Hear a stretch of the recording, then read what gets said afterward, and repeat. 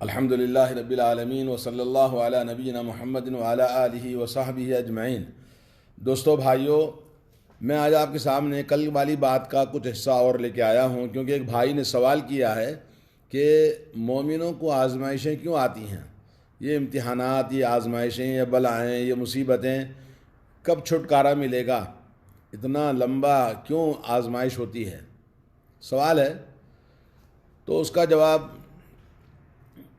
ظاہر بات ہے کہ آزمائش اور امتحان زندگی کا ایک حصہ ہے۔ زمانہ ہمیشہ ایک جیسا نہیں ہوتا ہے، زمانہ بدلتا رہتا ہے۔ نبی کریم صلی اللہ علیہ وسلم اس دنیا میں سب سے اللہ رب العالمین کے سب سے چہیتے انسان، محبوب انسان، صحابہ کرام دنیا میں سب سے پاکیزہ انسان، مگر انہوں نے کیا آزمائشیں کم برداشت کی ہیں۔ اور اس دنیا کے اندر حضرت انس رضی اللہ تعالیٰ عنہ کی حدیث، رسول اللہ صلی اللہ علیہ وسلم فرماتے ہیں، انہو قال، نبی علیہ السلام نے فرمایا، عظم الجزاء ما عظم البلاء، مومن کے لیے دنیا کے اندر جتنی زیادہ آزمائش اور امتحان آتے ہیں، اسی حساب سے اس کے درجات، اس کا اجر و ثواب، اس کی نیکیاں اللہ تعالیٰ کے پاس زیادہ ہوتی ہیں۔ جی، اور وَإِنَّ اللَّهَ إِذَا أَحَبَّ قَوْمًا، اللہ تبارک و تعالیٰ جب کسی قوم سے محبت کرتا ہے، ابتلاہم، اللہ تعالیٰ آزمائشوں میں ڈال دیتا ہے۔ فَمَنْ رَضِيَ فَلَهُ الرِّضَا، جو راضی ہو گیا اس امتحان میں، آزمائشوں میں، اس کے لیے آزمائش اگر قبول کر لے کہ اللہ کی طرف سے ہے تو اللہ تعالیٰ بھی اس سے راضی ہو جاتا ہے۔ ومن سخطا، جو ناراض ہوا اللہ تعالیٰ بھی اس سے ناراض ہو جاتا ہے۔ یہ حدیث ترمذی میں اور ابن ماجہ میں ہے۔ اور نبی کریم صلی اللہ علیہ وسلم نے فرمایا، ان الدنیا سجن المؤمن، مومن کے لیے دنیا قید خانہ ہے۔ اس قید خانے میں مومن کیسے رہے گا؟ خوشی سے رہے گا؟ ظاہر بات ہے جیل کے اندر کوئی بھی خوشی سے زندگی نہیں گزارتا ہے۔ یہاں پر وقت گزارنا ہے آپ کو، یا تو رضامندی اور خوشنودی اللہ کی عبادت میں، عمل صالح میں، ایمان اور عقیدے کے ساتھ میں، تو آپ کے لیے آخرت میں آرام ہے۔ وہ جنت الکافر، کا دنیا کافر کے لیے جنت ہے، صحیح مسلم کی حدیث ہے۔ دوستو، آج جو ہمارے ساتھ امتحانات، آزمائشیں چل رہی ہیں، حضرت ابو ہریرہ رضی اللہ تعالیٰ عنہ کی حدیث ہے، بادروا بالاعمال فترا، لوگو عمل صالح کی طرف تیزی کے ساتھ آگے بڑھو، جلدی کرو، کیوں؟ فتنے ہی فتنے آ رہے ہیں۔ کقطع اللیل المظلم، جیسے گھٹا ٹوپ اندھیری راتوں میں کوئی چیز دکھائی نہیں دیتی کہ کیا گر رہا ہے، کیا ہو رہا ہے، ویسے ہی فتنے ہماری زندگی میں ایک بار دگرے آتے رہیں گے، کوئی پتہ نہیں چلتا ہے۔ یصبح الرجل مؤمنا ویمسی کافرا، مومن صبح میں رہے گا، شام تک وہ فتنوں کے کافر ہو جائے گا۔ ویمسی مؤمنا ویصبح کافرا، اور فتنے، آزمائشیں اتنی زیادہ ہوں گی کافروں کے ساتھ میں، زندگی کے مشکلات میں، کہ آدمی شام میں مومن ہوگا، صبح ہوتے ہوتے فتنوں کی وجہ سے وہ کافر ہو جائے گا۔ یبیع دینہ بعرض من الدنیا، اپنی دینداری، اپنے ایمان کو بیچ دے گا دنیا کے چند سکوں کے بدلے میں، دنیاوی چند آسائش و آرام کے بدلے میں، دنیا کے مقام اور منصب کے لیے اور دنیا پانے کے لیے اپنے دین کو، ایمان کو بیچ دے گا۔ جیسا کہ آج بہت سارے لوگوں کا حال ہے کہ وہ RSS BJP لوگوں کو اپنا ایمان بیچ دیتے ہیں اور ان کے سامنے جا کے تنہائیوں میں، اکیلے میں پوجا پاٹ کرتے ہیں، ان کے سامنے سر جھکاتے ہیں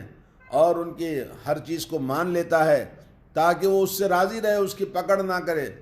اور مظلوم جو مسلمان ہیں، جو پیسے جاتے ہیں، جو مارے جاتے ہیں، وہ ایمان والے ہیں، اللہ تعالیٰ ان کے اجر و ثواب کو، ان کی درجات کو بلندیوں میں عطا فرمائے گا، اور جو ان آزمائشوں میں مارا جائے گا انشاءاللہ وہ اللہ کے پاس شہید ہے۔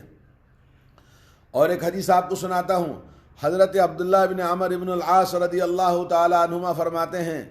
کننا مع رسول اللہ صلی اللہ علیہ وسلم فی سفر، ہم ایک سفر میں نبی علیہ الصلوۃ والسلام کے ساتھ میں تھے، فنزلنا منزلا،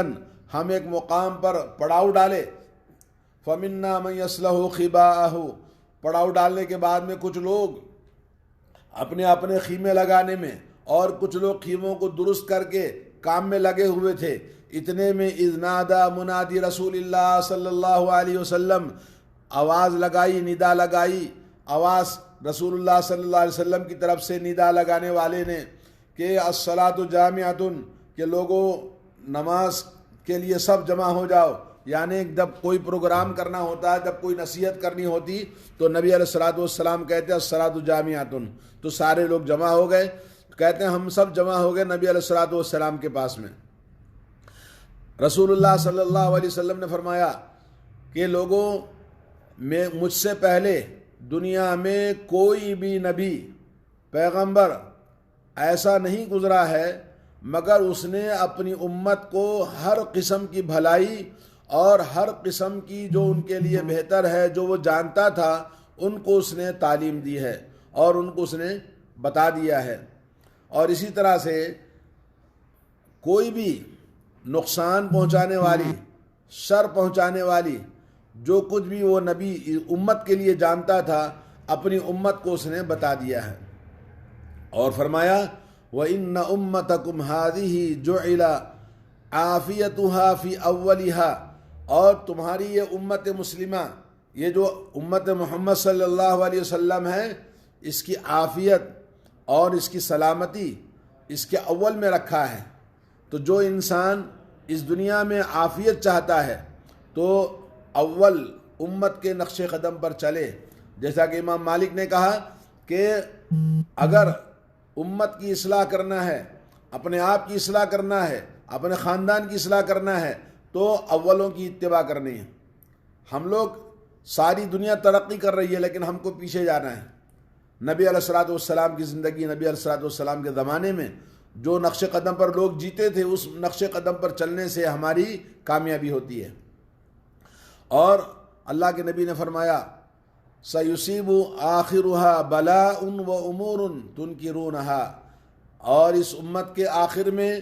بلائیں اور ایسی چیزیں ہوں گی جس کو تم انکار کرو گے، بولے تم یہ کیا ہو رہا ہے ہمارے ساتھ میں، یہ کیا آزمائش ہے اور یہ کیا امتحان ہے، یہ سب آخر زمانے میں پیدا ہوگا۔ تجیء الفتن، فتنے در فتنے، آزمائشیں ایسی آئیں گی، یرقق بعضها بعضا، جو ایک سے ایک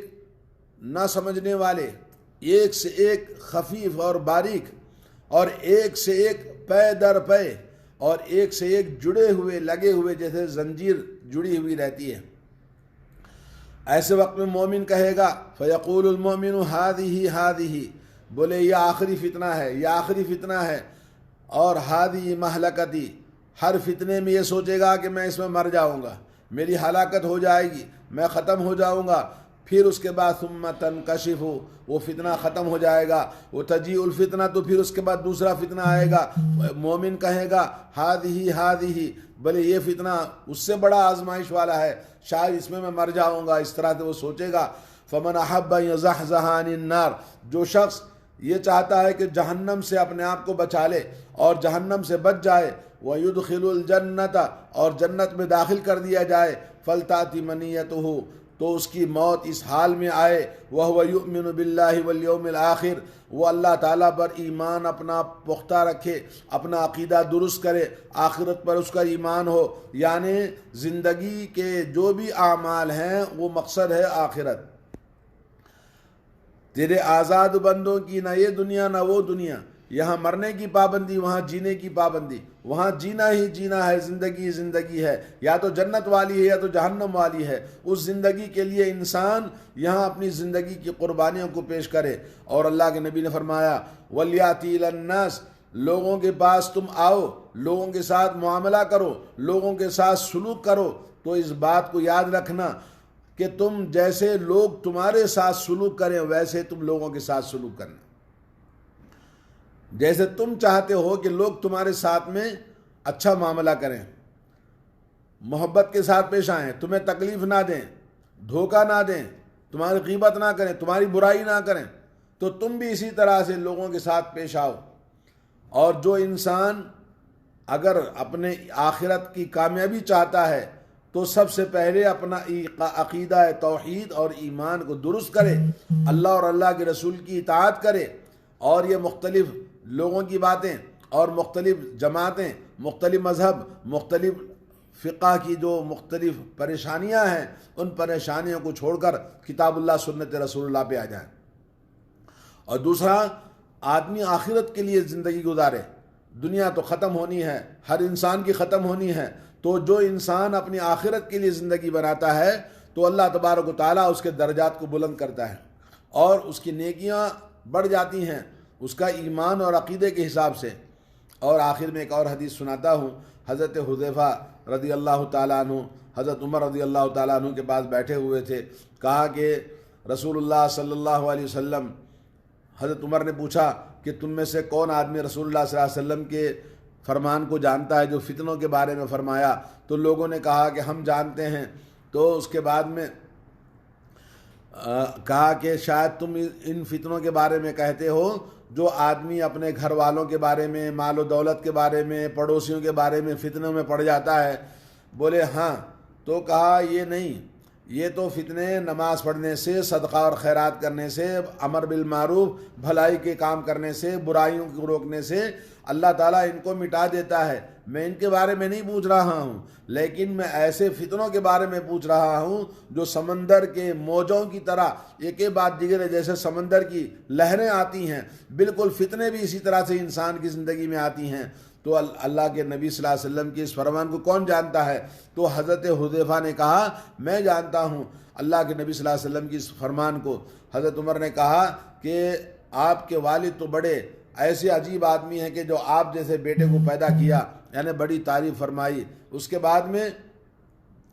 یہ جو فتنے ہیں کہ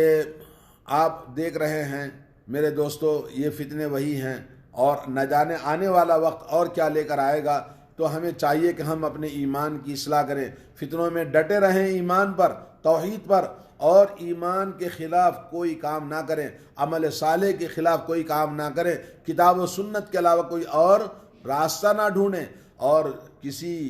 اور کے لیے نبی کی مخالفت نہ کریں۔ اگر کوئی آدمی نماز میں رفع یدین کرتا ہے، یا توحید کی بات کرتا ہے، یا شرک کے خلاف کچھ بولتا ہے، تو وہ سب دین سمجھ کے کرتا ہے، تو سمجھنے کی کوشش کریں،